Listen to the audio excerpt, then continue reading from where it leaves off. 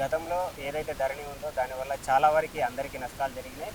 ఒక చిన్న రైతుకు కూడా నష్టం జరిగింది. అందరూ చాలా బాధపడ్డారు. కానీ ఈ ఏదైతే గోభారతి మీకు వస్తుందో, ఈ చట్టంలో మిమ్మల్ని తీసుకున్నప్పుడు మీరు ఎలా సహాయపడబోతున్నారు? ఏ రైతులే గానీ, చిన్నకారు రైతులే గానీ, సామాన్య మనుషులకే గానీ మీరు మీరు ఎలా సేవ చేయబోతున్నారు?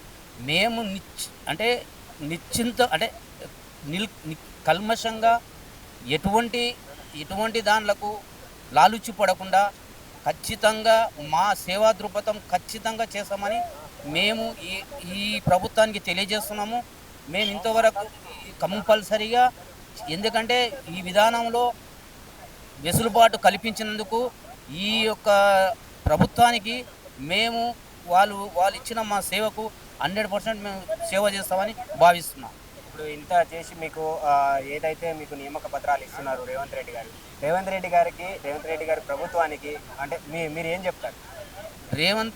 రేవంత్ రెడ్డి గారికి నా నా అంటే నా జన్మ ఉన్నంతకాలం ఆయనకు రుణపడి ఉంటానని నేను నేను నేను భావిస్తున్నాను. నేను నిజంగా అంటే వేరే వాళ్ళు ఎవరైనా ఏమనుకున్నా సరే, నేను వాస్తవంగా రేవంత్ రెడ్డి మనిషిని. వాస్తవంగా నేను ఓపెన్గా అంటే ఎవరు ఏమనుకున్నా నా నా యొక్క అభిప్రాయం అది నా నా రక్తంలో ఉంది. అది నేను అనుకున్నది సాధించిన అనే భావన నాకు కలగడం జరిగింది. రేవంత్ రెడ్డి గారికి కృతజ్ఞతలు. Thank you.